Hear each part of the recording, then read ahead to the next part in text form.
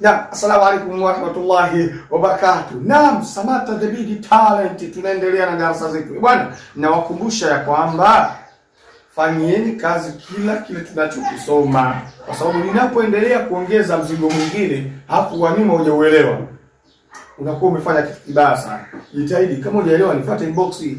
Bwana, sioni watu inbox jamani, au umeelewa? Basi kama umeelewa, aminia sana. Bwana, naam, leo tunakwenda kuzungumza vitu vitatu kwa mpigo katika darasa hili. Vitu vitatu kwa mpigo, kwa sababu vitu tumevisoma lakini vyenyewe vimejiongeza tukujidabo.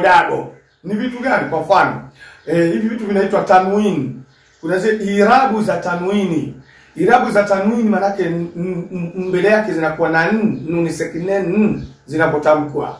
Kwa mfano, tulisoma fatha, tulisoma kisra, tulisoma kitu kinaitwa dhamma. Wote mnavifahamu. Sawa? Fatha irabu inakaa juu ya herufi kama hivyo, lakini hii inatamkwa kama a. Tulisoma kisra, irabu inayokaa chini ya herufi kama inafanana na fatha, lakini inakaa chini ya herufi, inafanya herufi itamkwe katika mfumo wa e.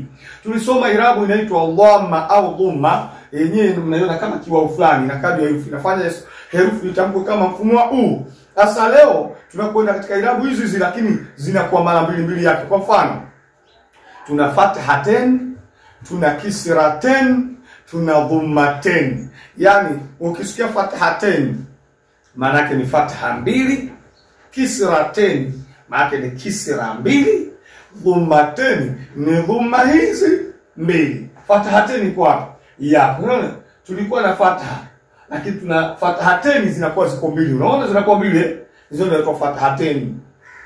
Maana yake unapotaja mbele yake unaweka n, yani nusikinen. Kwa mfano, alifu ikiwa na fatha itatamkwa a, lakini ikiwa na fathaten kama hivyo, fathaten inakuwa alif fathaten an.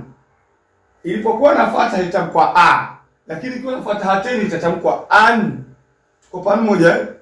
Tuko pamoja? Mfano, swadi ikiwa na fathaten itatamkwa swan.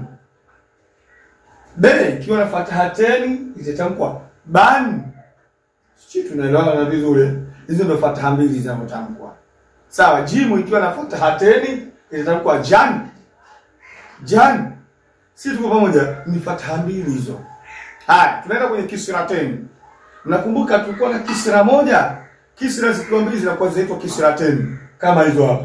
Mfano, alif ikiwa na kisra itatamkwa i, lakini ikiwa na kisraten kama hivyo inatamkwa in. So i, in. Be ikiwa na kisraten itatamkwa bin. Nuni ikiwa na kisraten itatamkwa nin. Wow ikiwa na kisraten itatamkwa win. Sini ikiwa na kisraten itatamkwa sin. Tuko pamoja? Haya, tunaenda kwa dhamma. Dhamma inaifanya herufi itamkwa mfumo wa u, lakini ikiwa ni dhammaten kama hivyo, unaona dhammaten hizo maana yake itafanya herufi itamkwa katika mfumo wa un, sio u tena, un. Mfano, alif ikiwa na dhammaten itakuwa un. Be ikiwa na dhammaten itakuwa bun. Sini ikiwa na dhammaten itatamkwa sun. Tumeelewana vizuri? Hizo ndio fathaten, kisraten, dhammaten. Ni kama fatha, kisra na dhamma, lakini zile 10 maana yake mbili, sio 10. Sio yote Kiingereza.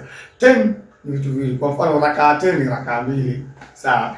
Umeelewa vizuri? Kwa hiyo fathaten ni fatha mbili, kisraten ni kisra mbili, dhammaten ni dhamma mbili. Zile tulivyosoma kiza kwa mbili. Na zenyewe unapotamka tuka an, in, un. Umeelewa vizuri?